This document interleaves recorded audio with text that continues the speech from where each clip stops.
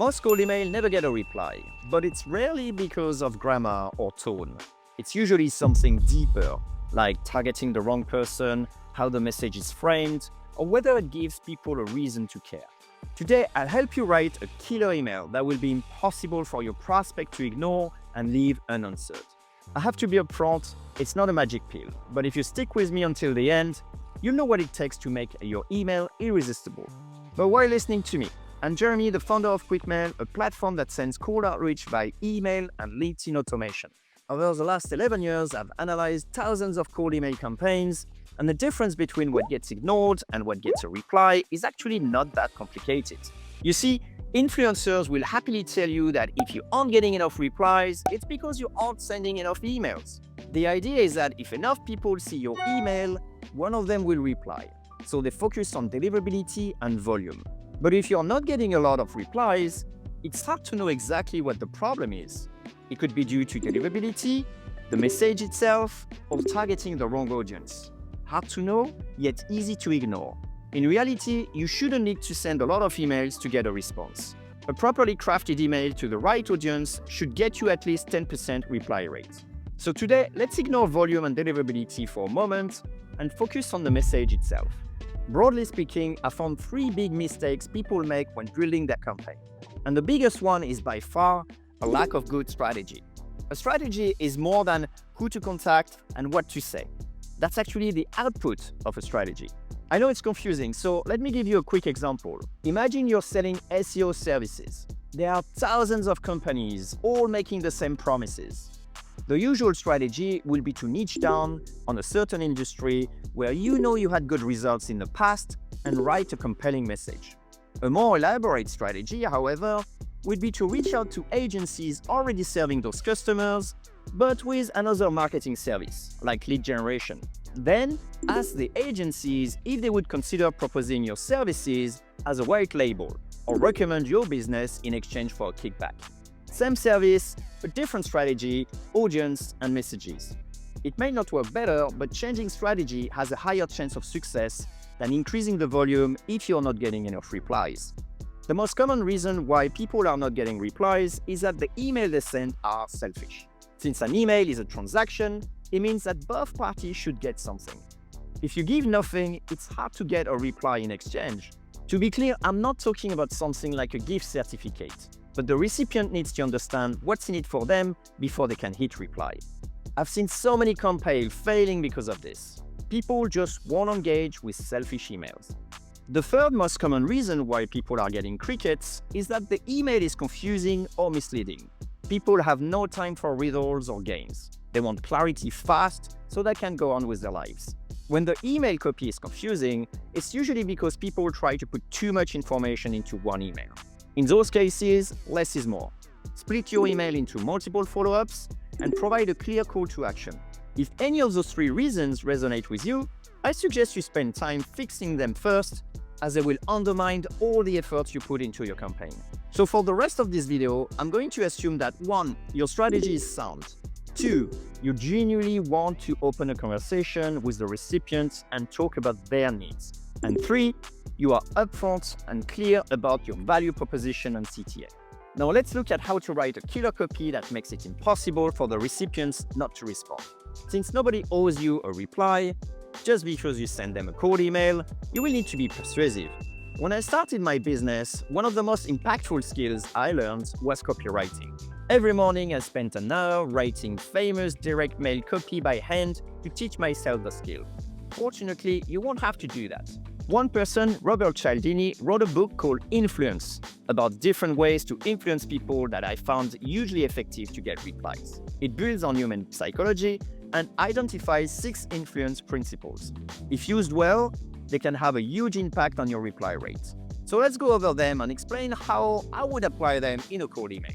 The first one is liking. It basically means that people are more likely to engage with someone they feel is like them. For us, it means finding something we have in common with our recipient and drilling on it. A simple example will be reaching out to your peers. If you are a founder, you can write things like as a fellow founder, or between founders, or even founder to founder.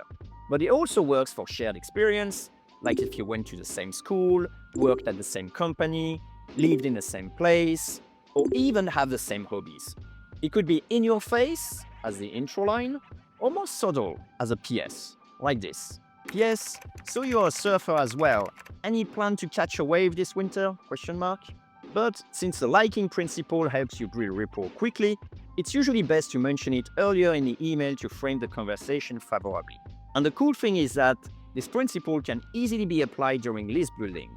We can pick up similar roles, location, education, language even, and highlight that in our email. It may be challenging to build big lists that way, but that's why I'm a big fan of small campaigns. The goal is to bridge the gap between two worlds as quickly as you can.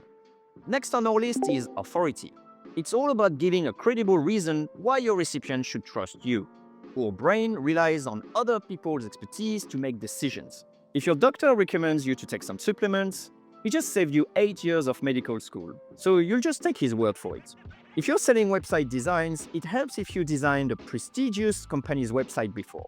After designing Apple's website, I built my own design company, has more credibility than I learned Figma in my parents' basement. So think about competition awards, general recognition, industry labels, or accreditations. Another way to convey authority is with results. For example, the company has been around for 10 years. We have 500 engineers on our team. Our marketing list has 50,000 subscribers. Or we served 200 clients last year alone. In your cold email, this will usually be used to reinforce your credibility around your value proposition. The next influence principle is social proof. Our brains relies on other people's decision-making process. After all, if 500 people in your niche decided that something was the right thing to do, you can save a little bit of brain power and assume that it's okay for you to do it too. So for email copy, we want to show our popularity. That could be done through testimonials, number of followers, or even mentions in the media. The next influence principle is less known but could be used in cold email with a little bit of cleverness. I'm talking about commitment and consistency. It simply means that once people committed to something, it's hard for them to backpedal and do something else. We all want to stay consistent with what we say. For example, if I wrote on my LinkedIn profile that I love helping startups, and a startup sent me a message asking me for help, it's hard for me to ignore the request without feeling like a hypocrite. Smart marketeers use this all the time. You get someone to tell you what they want to learn about. Then the next message says, since you want to know more about sales, would you like to buy your sales course? You get the idea. Scarcity is the next influence principle. It's also my least favorite one because it pressures people to make decisions fast, and no one likes that. I know I don't. Scarcity is all about limits. Limited time, limited space, limited supply, that sort of thing. And you will need some rationale for it, or your recipient just won't believe you. For example, an event happening on a certain date or at a certain place would certainly make scarcity understandable. A discount if someone signs by the end of the week would not. The last one is my favorite one, reciprocity. It means that you start by giving something of value first, and your recipients feel obliged to reciprocate. In our case, this would mean a reply. This is why personalized intro line used to work very well. People value the efforts that went into the email and felt obliged to respond. However, since AI took over and intro lines requires literally zero effort these days, recipients just don't feel obliged to reply anymore. But let's be clear, as a sender, you don't get to decide what has value. For example, offering a free SEO audit may have zero value if your recipient don't care about their website.